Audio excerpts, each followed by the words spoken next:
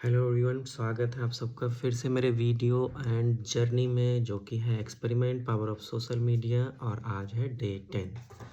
तो हम लोग इस जर्नी को कंटिन्यू करते हैं। और जो हम लोग टॉपिक पे बात कर रहे थे लास्ट वीडियो में, हम लोग बात कर रहे थे कि आ, जो क्राइटेरिया मैंने दिया था चैट जीपीटी को या कोई भी एआई टूल को, based on that civics and behaviour at public places.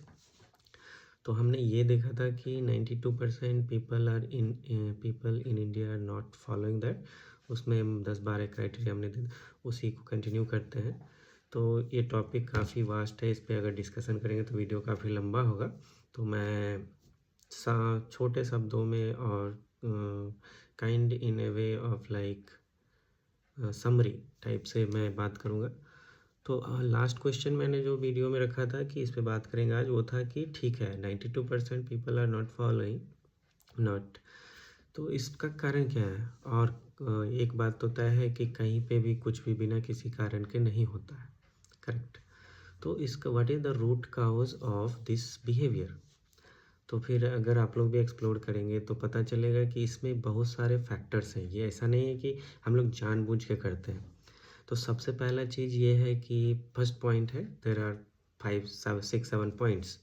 तो पहला पॉइंट ये है कि वीक इन्फोर्समेंट कल्चर है यहाँ पे।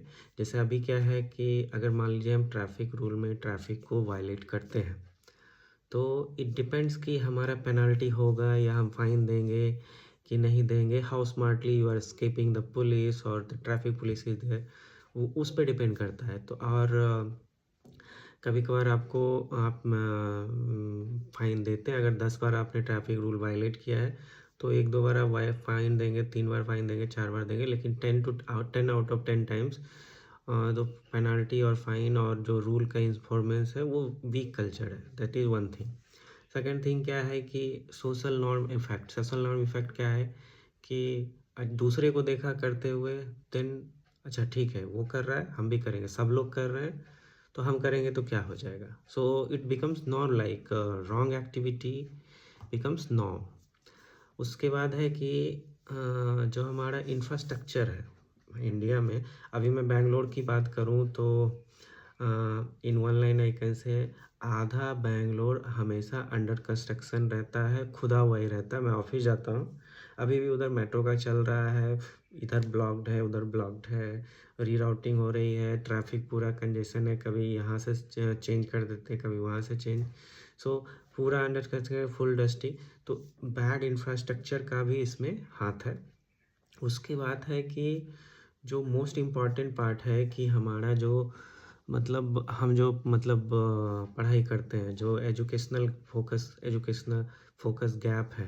जैसे आप अगर अदर कंट्रीज में देखेंगे, जापान में देख लें या कि और अदर कंट्रीज़ में, तो उनको स्कूल टाइम में ही सिखाया जाता है कि पब्लिक प्लेस पे कैसे बिहेव करना है, सिविक सेंस कैसे है, सिविक सेंस की रिस्पॉन्सिबिलिटी कैसे हैंडल करनी है, और कम्युनिटी ओनरशिप कैसे हैंडल करना है। तो ये चीज़ें पब्लिक इथिक, ये चीज़ें सिखाई जाती है। पब्लिक इथिक्स का होता है, कैसे उसको हम लोग win how we can support public ethics in a good way.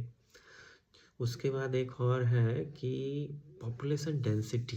Population density, India is a like very big country. Population हमारा जो है now I believe it is 1.5 billion population, जो कि हमने चाइना को भी पीछे छोड़ दिया है आई बिलीव।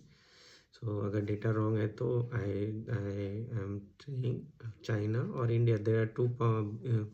रिसेंट का पता नहीं, maybe we will be the first in population. तो अब क्या है, पॉपुलेशन डेंसिटी के कारण एक और स्ट्रेस होता है। कहीं भी हम अगर जाते हैं तो that is a like kind of mindset आ जाता है, मी फर्स्ट। इतने लोग हैं, हमें मिलेगा कि नहीं, इतने लोग हैं, इतना क्राउड है, इतना ट्रैफिक है, I need to go first. कहीं पे भी हम मान लीजिए फ़्लाइट में, मैंने देखा है, फ़्लाइट में आप लोग भी देखे होंगे कि जैसे ही फ्लाइट बोर्डिंग शुरू होता है, सब लोग खड़े हो जाते हैं, लाइन में लग जाते हैं। It's not like anybody will be missed out. So even though nobody will be missed out, but उनके मन में फियर होता है मी फर्स्ट। क्यों? क्योंकि अंदर जाएँगे, इतना सारा सामान है, हमें अपना सामान पहले रखना है, हमें अपनी सीट पे पहले पहुँच जाना है से तो वहाँ बोर्डिंग लाइन में आधे-आधे घंटे, 1-1 घंटे लोग खड़े रहते हैं सामान लेके, दैट इज़ वन थिंग। जैसे ही फ्लाइट लैंड होती है, everybody will get up and start opening the cabins and take their backpack and everything out, वो भी हो गया।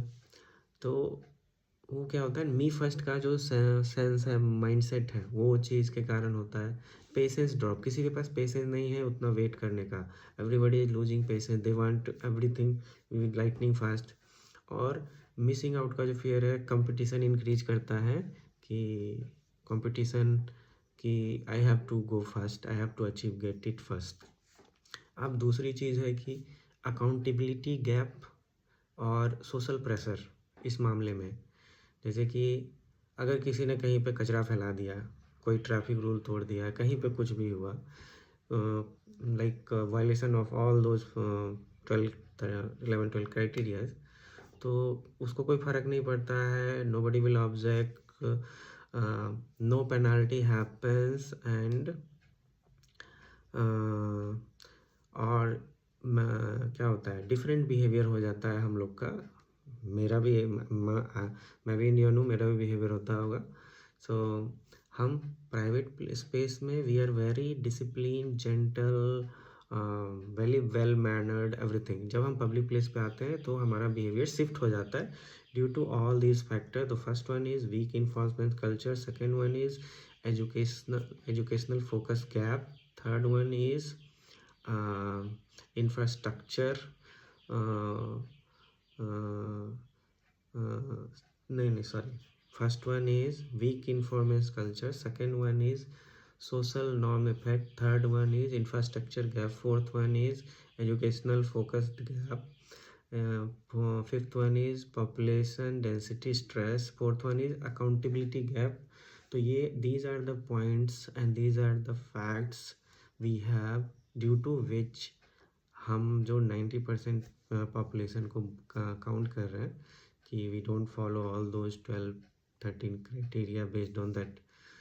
बट यही लोग, हम इंडियंस लोग जब बाहर जाते हैं, बाहर के कंट्रीज़ में, तो वहाँ पे लॉ इन्फोर्समेंट स्टिक्स है, इंफ्रास्ट्रक्चर बेटर है, और क्या बोलते हैं, अकाउंटेबिलिटी है। मतलब अगर आप कचरा फैलाएंगे या कुछ भी करेंगे पब्लिक, तो लोग आपको घूरेंगे, लोग आपको ऐसे, मतलब you will get embarrassed by their staring that आपने क्राइम किया है, and you will automatically get into not to do do wrong behaviour.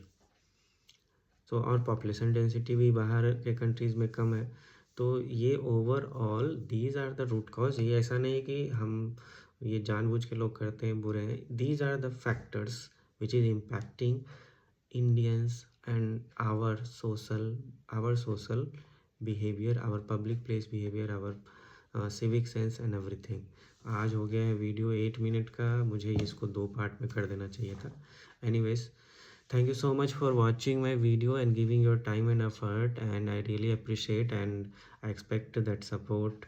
Thank you so much, and see you in the next video. Thanks for all your love and support. Have a good day. Bye bye.